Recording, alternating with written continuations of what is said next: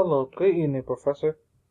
And today I will be presenting my Ajax resume project, where we were tasked to create divs to showcase each different aspect of our resume. And after removing the CORS blockage and the privacy file, after switching those settings, I was able to showcase here. With my first button, I have my schooling. My education displays my education.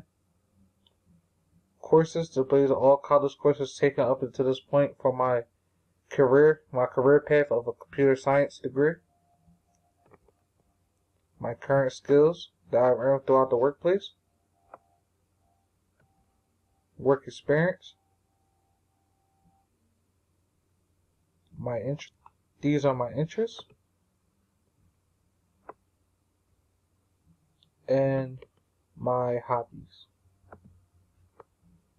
All come down and cascade down using Ajax, following the example that was given through our presentation in class. And that'll be all. Hope you have a wonderful and great afternoon.